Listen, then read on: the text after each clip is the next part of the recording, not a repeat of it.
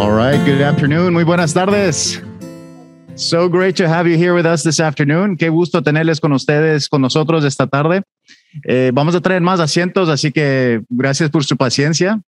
It is wonderful to be here in person, and we will be meeting somebody very, very special in just a moment, who's our very, very special author. Vamos a conocer a nuestra autora en un momento, pero primero me gustaría decirles un poquito de por qué estamos apoyando este esfuerzo. I'd like to share with you just a little bit about why we're so excited about the event tonight. The mixture, the combination of the arts and literacy is so important for our youth. Sabemos que la combinación del arte y el alfabeticismo es tan importante para nuestros hijos. And it is so wonderful to have somebody, an award-winning author like Pam Muñoz Ryan, to be here with us this afternoon. And nos da tanto gusto tener a una autora que ha ganado muchísimos premios como Pam Muñoz Ryan. Así que a nombre de la Oficina de Educación del Condado de Santa Cruz, on behalf of the County Office of Education, me gustaría darles la bienvenida. Yo soy el superintendente del condado. On behalf of the County Office of Education, I want to give you a warm welcome. And my name is Farrah Sabah. I'm the County Superintendent of Schools. And it is such a pleasure to be able to connect with you, to share with you, to learn with you, and to learn with Pam Muñoz Ryan. Nos da tanto gusto estar con ustedes, compartir, aprender con ustedes y, claro, con nuestra autora, Pam Muñoz Ryan. I'd like to invite the director of arts in Pajaro Valley Unified School District, Sue Grolte, to join me to give you a warm welcome. Me gustaría invitar a Sue Grolte, que es la directora de las artes en el distrito del Valle de Pájaro, para darles la bienvenida esta tarde. Welcome, Sue. Un aplauso. I'm Susan Grolte. I'm the coordinator of Visual and Performing Arts for Pajaro Valley Unified School District. Me llamo Sue Grolte, soy la coordinadora de las artes para el Distrito Unificado del Valle de Pájaro. And in PVUSD, we really value educating the whole child, which is why the art kits that you received today, we want you to be able to use that at home, to be able to journal, use your thoughts as a way to heal through this time and be able to move forward. En el Distrito Pájaro nosotros apreciamos y priorizamos las artes y por eso le hemos dado estos paquetes de arte. Queremos que los usen para expresarse, para poner sus ideas y sus experiencias, especialmente durante este tiempo tan difícil que hemos vivido los últimos año y medio. And without further ado, we'd like to introduce Pam Muñoz Ryan. Y queremos seguir con el show y invitamos ahora que conozcan a nuestra autora, Pam Muñoz Ryan. Un aplauso, por favor, para nuestra autora. Thank you. I am so happy to be with you today. I will start and then I will explain a little bit more. So this is Mañanaland, and this is the very first few pages of the story. 1. Somewhere in the Americas, many years after Once Upon a Time, and long before Happily Ever After, a boy climbed the cobbled steps of an arched bridge in the tiny village of Santa Maria in the country of the same name. He bounced a football on each stone ledge. In the land of 100 bridges, this was his favorite. When he was only a baby, Papa, a master stone mason and bridge builder, had carved his name on the spandrel wall for all to see. Maximiliano Cordova. On his bridge, Max liked the going up of it. He liked that when he reached the threshold, the deck breached Rio Bobonado in a long, bumpy alley.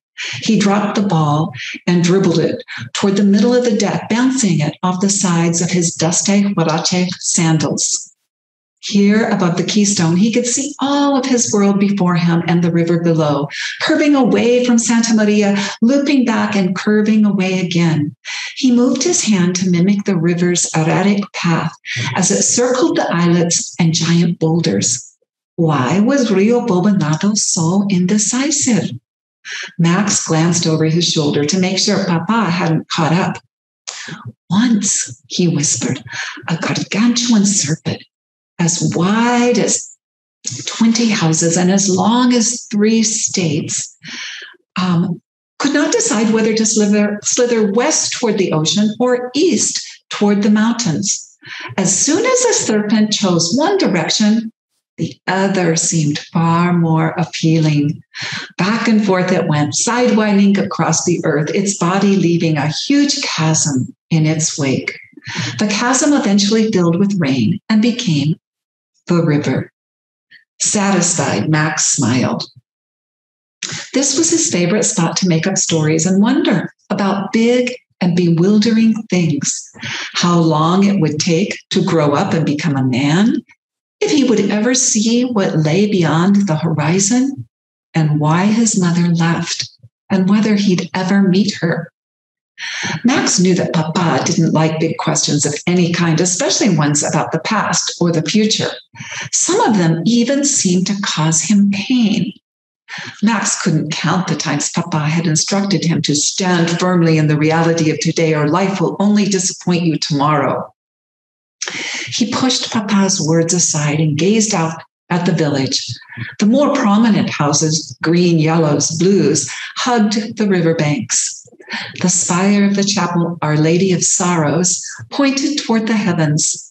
Citrus orchards and grape fields bordered the outskirts of town. Nestled in the foothills on dirt roads, modest white stone cottages perched like patient doves at roost. Max shaded his eyes until he spotted his.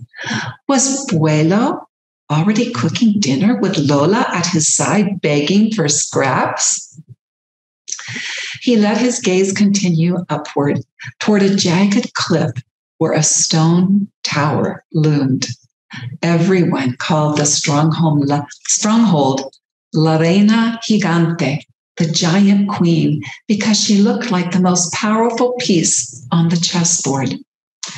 Max loved that wherever he went in Santa Maria, he could see at least the merlins and crenels of her crown, as if she was always watching over him. He even had a faint memory of sitting at her feet while red blossoms rained upon him. Had it been a dream? The palace surrounding La Reina Gigante had once been majestic too, but that was decades before the cannons of ancient armies demolished the roof. An earthquake unsteadied the walls, and a war in the neighboring country of Abismo forced legions of people to flee a dictator, using the ruins as a safe place to hide. Some said these hidden ones were poor innocents, women and children. Others said they were malicious criminals, filthy beggars, and the unwanted. No one had ever seen a hidden one to know for sure, but it was rumored that their spirits returned each year on the wings of the peregrine falcon. Sometimes when heavy mist shrouded the hills and Santa Maria fell silent, their ghosts could be heard whispering prayers to the giant queen for her protection and guidance, as if she was a saint or a guardian angel. Everyone knew someone who had heard them. So Mañanaland is a story of Max, and he lives in Santa Maria with his father and his grandfather and his giant dog, Lola. And there are a lot of secrets surrounding his life. And the story is how he discovers all of these buried family secrets and the journey that he goes on with the hope that he might hold tomorrow in the palm of his hand. So do we have any questions? Do we have anybody that would like me to address something else with you? It's a pleasure to meet you, at least digitally. I've read all of your books, and my fourth grade class just finished writing Freedom, which they enjoyed tremendously. And I was thinking about the book today, knowing that I was going to come here, and I realized that because you were writing about Charlotte Parkhurst, who dressed as a man her whole life and lived as a man her whole life, that was historical fact. But we've recently been dealing in our school with dealing with transgender students or children who are questioning their gender identity. And I was wondering if that has now become a new facet of your book. Well, I've actually had a few letters from trans children, young adults. In Charlotte's case, I am not sure that was the case because, there was evidence after when she died, they discovered that he was a she and that she had voted all those years earlier. They also discovered that she had had a child at one time. And there was also a baby box with like a little tiny baby shoes and christening gown in them. They think that maybe the child died at birth. And there was a 2-year window from the time, a period of time from when between Providence, Rhode Island, or she had already come to California, but she had gone back at one point for 2 years. And I think she resumed her identity at that time. Yeah. Many children died at birth, of course, during the 1800s. So also there were hundreds of women during the wars of that period. Like, for instance, there were 400 known cases of women who posed as men during the Civil War. Those were the only the ones that were discovered. Many said they went because they didn't want to be parted from a loved one. I think many might have been trans, but there is no way of knowing. Others, and there are many documented instances of women who on ranches and farms, especially remote ones, who maybe their husband left to go fight the war, but while he was gone, they dressed as a man just for safety reasons. You mentioned that in your book, and right. I don't think I know that I do know about that. Yes, and I know that you didn't write it as if Charlotte were a trans person because there's not any real. I have received, yeah. Yeah, but what I was actually asking was if now that it's finally become something that's acceptable to talk about in schools, if you've been getting any response from readers, especially children. Only recently. I would say in the last year, I received a few fan letters. What's also interesting is that during COVID, everything stopped. So I didn't, and then all of a sudden I'm starting to get mail again. But yes, I've recently started to get mail that is feeling like I didn't marginalize her situation, that I presented as a matter of fact, and that they appreciated that. Yeah, it was nice to have a main character in a book who was living a life on two planes, basically. Okay. Anyway, thank you very much for your writing. I really appreciate it, especially as a teacher. Well, thank you for reading the book as well. Cover subjects that fit so beautifully into my curriculum. Always nice when that happens. Any of our students would be interested in asking a question of Pam Muñoz Ryan? Hi. So funny thing, I'm actually non-binary, part of the trans community that was just talked about. And I got to legally change my name on my 18th birthday to Esperanza, as it's a huge part of my life. Hope has always been a big thing that I've needed. And after I read Esperanza Rising, I just wanted to say that it helped me find who I am. And I want to thank you for that. And I want to ask, as someone who also wants to continue in writing, as someone who wants to work with hard subjects that have been passed in Esperanza Rising in becoming Naomi Leon, how are you able to handle it? I guess you would say, how are you able to write about these subjects and be able to cope with it? And how do you help other people? Like, how are you able to make sure you find those words to help other people cope with this sadness and then this joy that they have? Well, I think, as a writer, you can't, you hear you can't portray any one character or situation as all bad or all good. I want to present all sides of the story, but I also don't want to diminish the struggles that the characters have. And my goal isn't really to wrap their lives up in a neat bow at the end, because for me, I think for so many of us going through this life, happily ever after sometimes is nothing more than putting one foot in front of another. And so I wanted to hopefully have the reader understand that I'm giving my characters tools to carry on.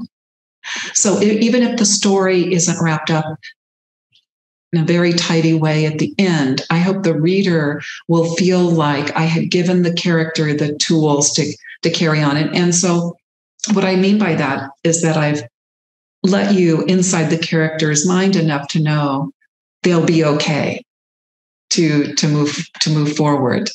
Does that help? So much. Thanks. It's a great question. On February 1st, I wrote a Latina princess story for Disney. And her name is Solimar. And I'm not sure if I can show you the cover. Maybe I can. The story is set in Mexico. And yes, maybe I can.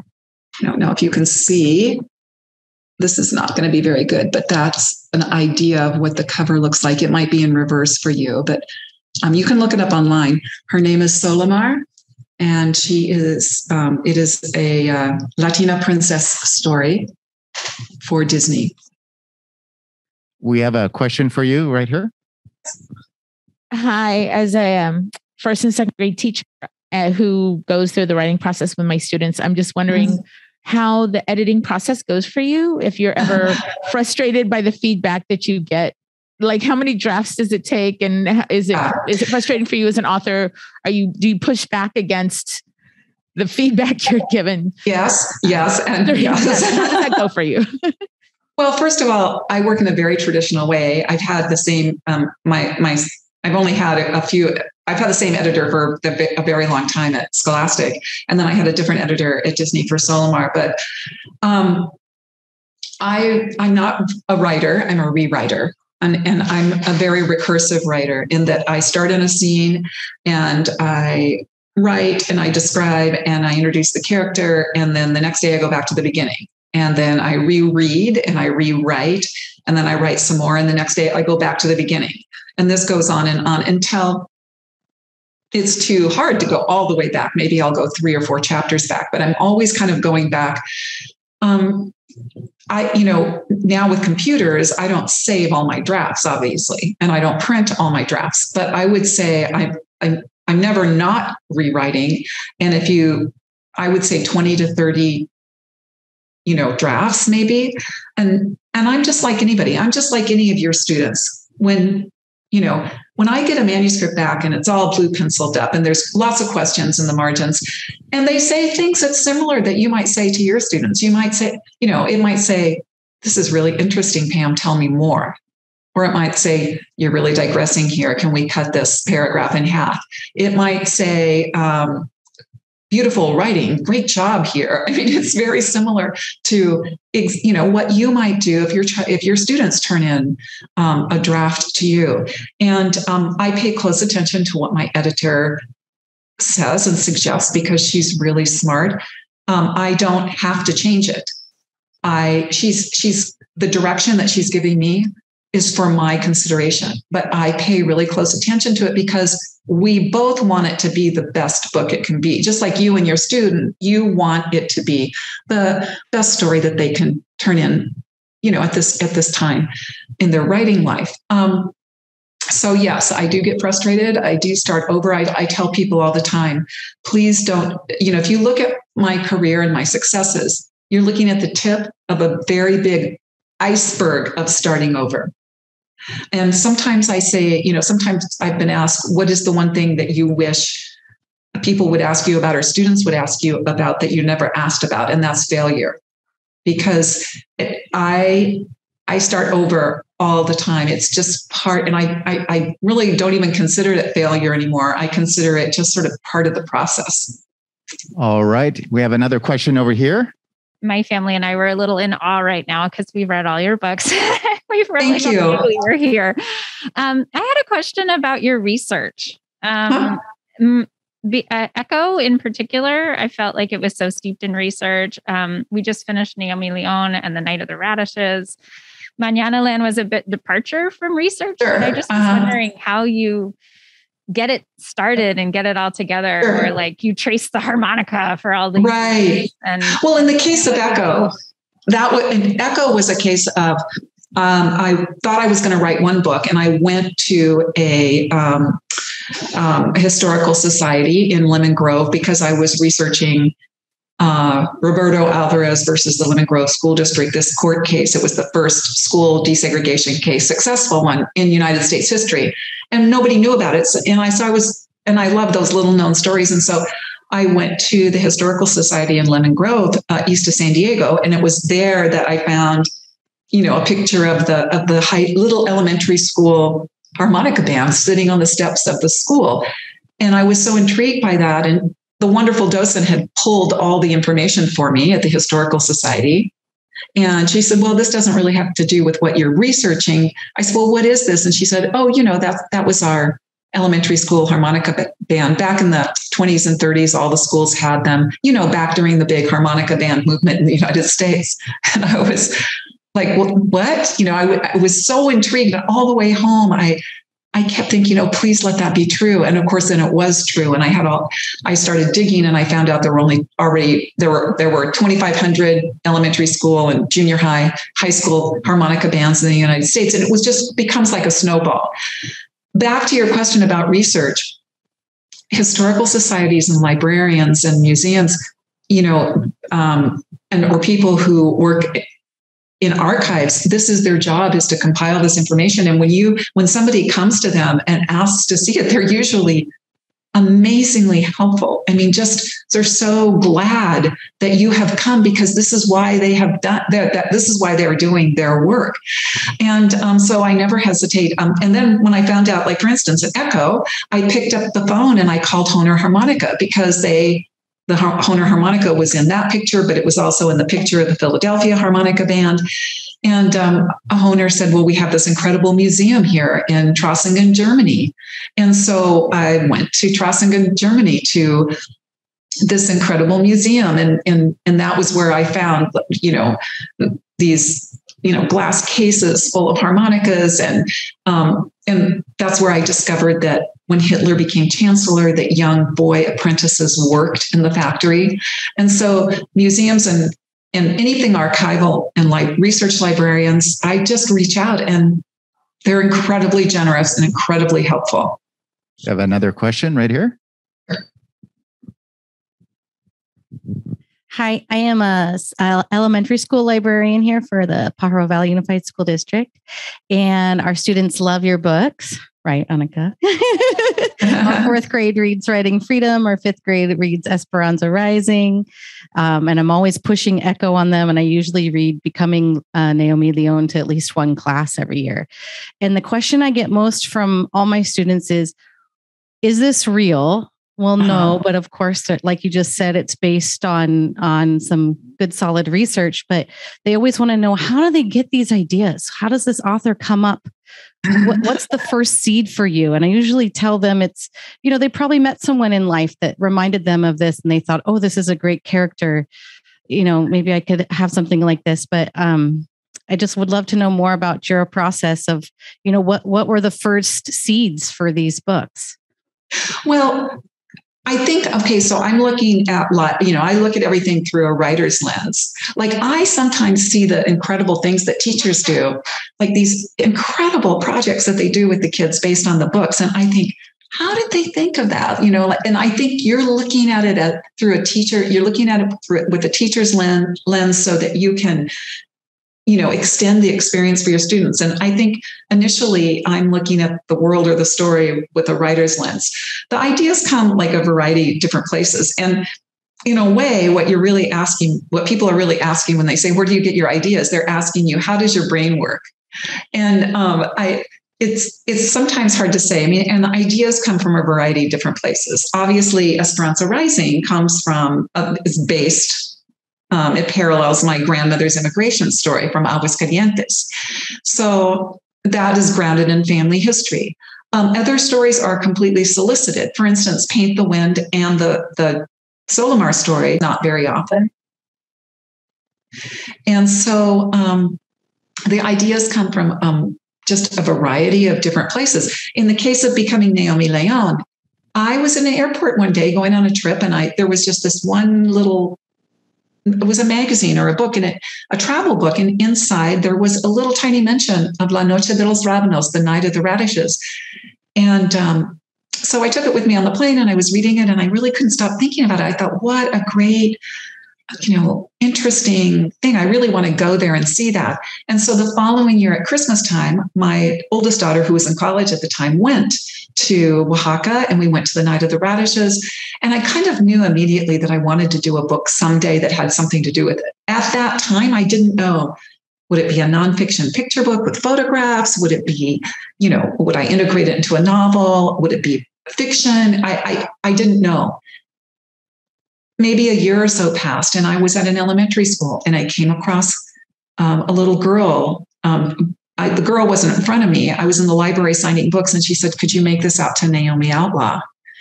And we kind of joked about the name. I said, "Oh, what a great name!" And the librarian said, "The funny thing is that her father is a police officer. But she's painfully quiet, but she has a very big name." And all the way home, that whole little scenario was playing in my mind. And I kept thinking, what would it be like for a girl who was painfully shy or didn't talk much to have a big name like Naomi Outlaw? And so, and if she didn't talk, what skill could I give her as an outlet? And then I remembered about soap carving in Campfire Girls, and then the carving from Oaxaca came back in my mind. And so I just started making these leaps, and I don't know if that's helpful, but so I have to say that for me, ideas are never one light bulb moment. It's a confluence of rivers that all, come together. We have a question from Zoom from Veronica Infeliz. So we're going to ask Veronica to unmute herself and ask the question. Okay. I was wondering if there are and I'm Veronica. I was wondering if there are any other characters in the book than the people you explained. You mean, do I ever have characters that I imagine in my mind that don't make it into the books? Yeah. Is that what? Sure. Sometimes I try on characters. Like right now, I'm working on a new book. It won't, it's not even finished yet, but the main character is a boy and he has an older sister. And all of a sudden, I'm feeling like he needs a little sister as well. And it's a novel, and it's an older novel. So I'm going to try her on. I'm going to try the little sister in the story and see how she works. She might work and she might not work.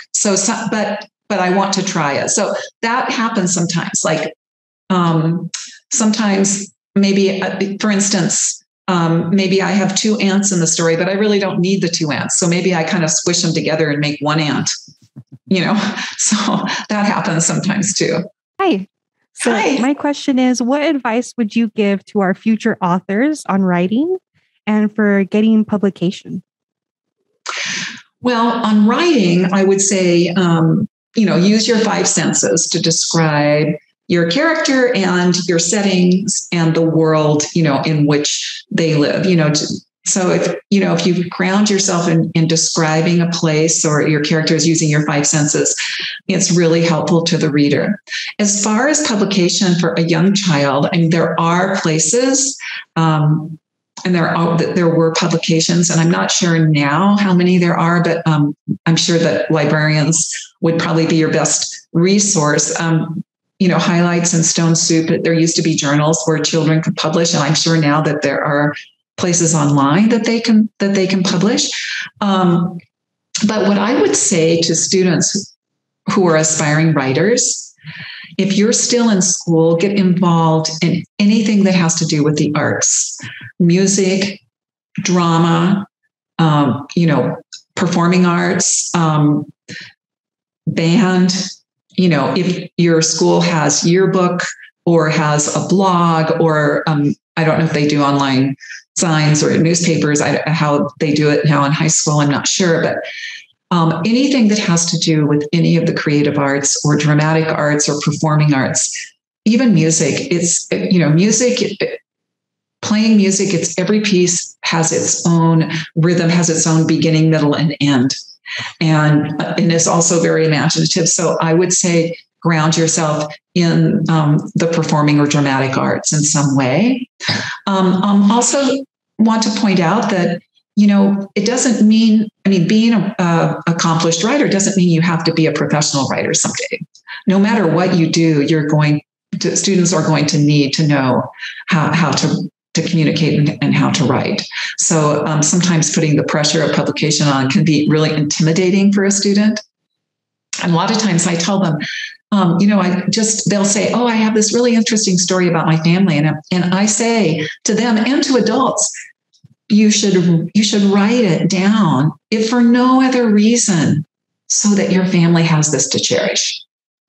So I would encourage them to save their journals. Like I used to keep a diary when I was little or younger as a, elementary school student, and all of those are long gone. And I wish I had saved them. I didn't, but I didn't put much stock in them. But students today, they write across the curriculum. They have journals. They have, they make books at school. I would say save all of those. You're going to treasure them someday.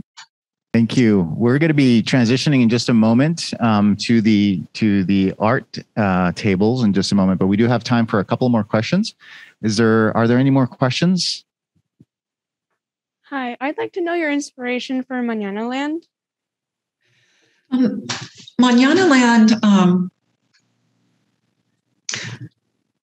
this was sort of a roundabout story that happened. Peter Cease illustrated my book, The Dreamer, and I was in New York with my editor, and we met Peter just to have coffee and catch up. And he happened to have with him a portfolio of all these incredible sketches of old stone arch bridges. And I was totally fascinated with them. And my editor and Peter and I had always said, oh, we would love to do another book together someday. And so we weren't ever sure what that would be. And as it happened, he got busy and I got busy, but I could not forget all those incredible stone art bridges in this portfolio.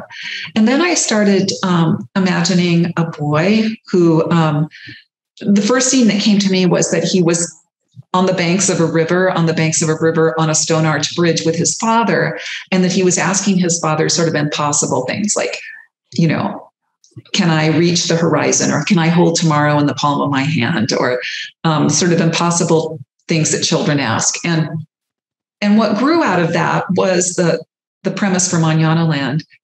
But in Mañanaland, as I began looking for a setting, because it isn't, grounded in it says somewhere in the Americas, I was looking for hill towns with rivers.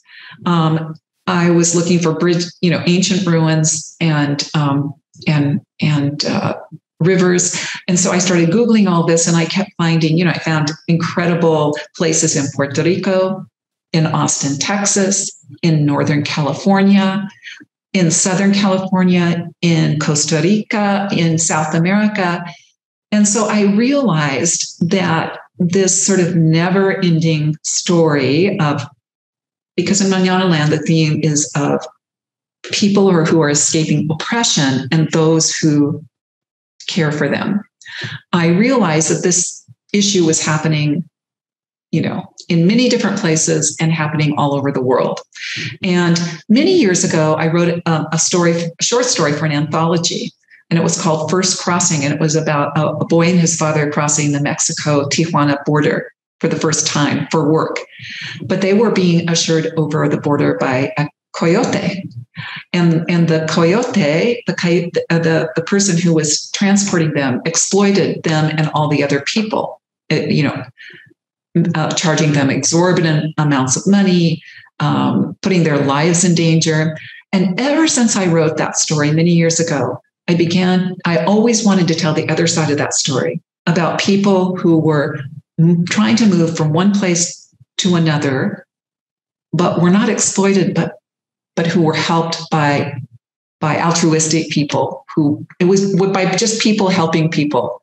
And so that's the premise of how all of that sort of came together.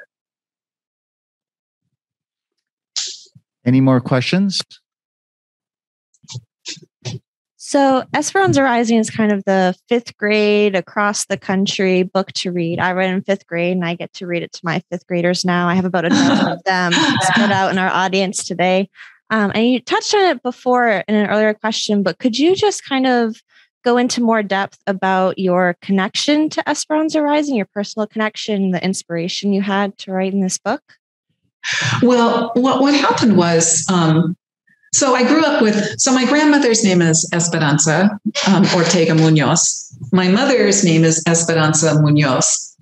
And as an aside, my granddaughter's name is Hope.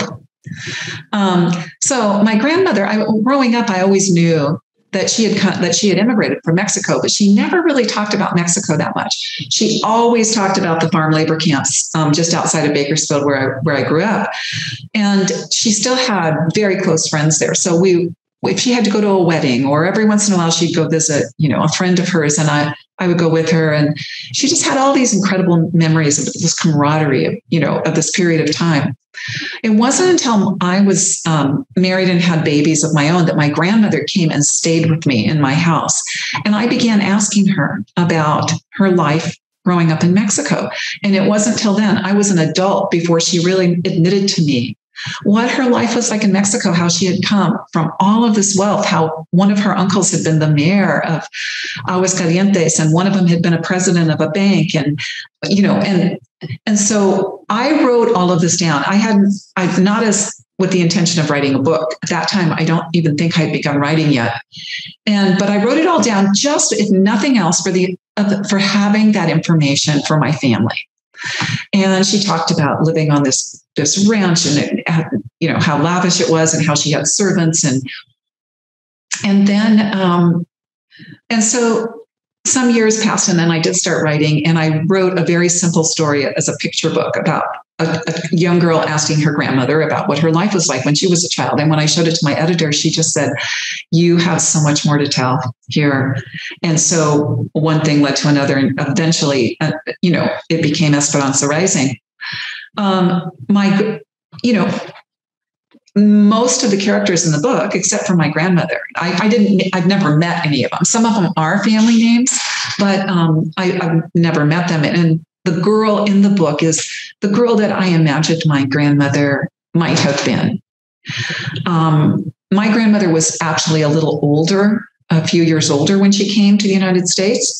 And, but the camp, all of the living in the camp and the DeGiorgio farms and all of the setting, I had the luxury of having the local history room in Bakersfield and in the county to find, incredible pictures and stories about the strikes. And of course, growing up there, I knew all about Valley Fever and the dust storms. And so and when I started and then when I did decide to do a book, I went home to my dad, who was still alive, would drive me out to where the train tracks, or where the sheds were, and where the train would pull up, and they would load everything on from the sheds. And so I had many first person accounts of what life was like. And also, I think the appeal was so strong as a writer to write the reverse Cinderella story. Like a lot of times students say, okay, well, first she was rich and then she became poor and then she became rich again. I think they're very hopeful that that's what happened. But I say, no, she didn't. She lived a very humble life, the rest of her life. I think that gives you the background. The most common question I get is, did she marry Miguel? Even grown women want to know that. But my grandmother did marry her father's mechanic. So in my mind, she did. I want to ask how you get inspiration to like name your books.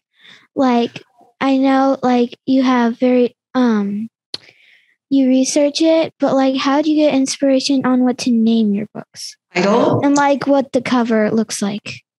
Okay, so the title of a book is one of those things in which many people at the publishing house they get to weigh in on that decision. So even if my editor and I decide on what we think is the perfect name, marketing and publicity people get to weigh in, and they might say, no, we don't, that name isn't really working for us. Or the sales people might weigh in, or, editorial, or, the executives. There's so many clubs and fairs get to weigh in. A title is something in which many people get to have an opinion. And for instance, like The Dreamer had, I think, 100 different titles that Echo had, I think, 70 something different titles before we could ever agree on one. A lot of people have to agree on that one thing. So that's, that's complicated sometimes. And it's important for me to listen to everybody because, for instance, editorial might decide, okay, this is a great title, but then the sales reps might look at the title and go, you know what, we don't think that, and this is why, we think, and they'll give their reason, and you might go, oh, okay, and then you have to start over again. So as far as the cover art, that's done. My editor and the art director they choose an illustrator. They show me, or we discuss the illustrators they're going to approach. And then they approach the illustrator, and maybe we're all excited about this one person who's going to do the cover. And that person says, oh, sure, I'd love to do that cover, but I can't do it until 2029. So we have to go back to square one and find somebody who has a particular style that we all agree on, who can do it in the time frame that the publisher needs. So that's also something that sometimes isn't always the person that everybody wants. It's sometimes the person, we're looking at a style, and that decision is usually, the final decision is usually the art directors. Thank you so much, Miss Pam Muñoz Ryan. We want to give you a big round of applause for inspiring us with your magical stories and for being here tonight, even virtually, to talk to us about just giving us a little insight into the amazing things that you create to share with all of us. We have about 100 people here, a lot of young people, a lot of professionals, teachers, librarians, a lot of parents we're all so grateful for you to have joined us tonight. Thank you so much. I'm grateful to be invited. Thank you, everyone. Thank you so much. And now I'm going to turn it over to Audrey Sirota, who's our Director of Coordinator of the Arts for the County Office of Education, who's going to be introducing our next activity. Thank you, Ferris. Hi, everyone. Thanks so much for being here. And I'm sorry if I bombarded you with too many emails. I apologize about that in advance. And now I've got Monica Galvan and Nessa Ledesma here, two teaching artists from our other partner, the Arts Council of Santa Cruz County. So we were thinking what we would do is have the kids kind of gather around. They'll give instructions. There's room for some kids at the tables, but there's tons of chairs that they can work at too, or just out in this area. They'll explain. We'll put the kids to work, and we've got about a half an hour to work on based on the book. So, and if you haven't read the book, kids, it's totally okay. They're going to give you a theme that they're working with, and it will make you want to read the book even more. So thanks again for being here.